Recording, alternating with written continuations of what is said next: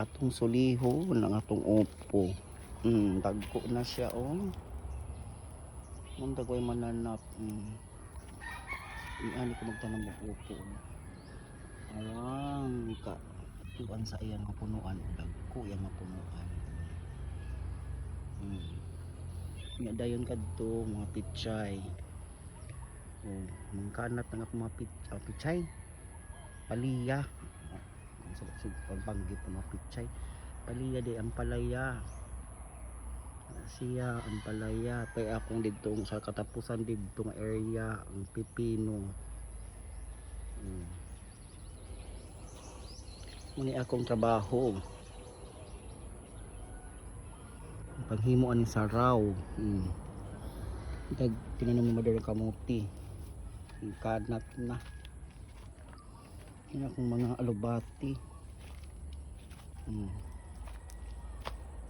Buhi na dyan ang alubati. Iman ko na saraw. Ada pa dako na akong gibalayan ang aning upo kay upat siya ka puno. Ano siya dyang area of responsibility. Kadto nga balayan para pitos paliya.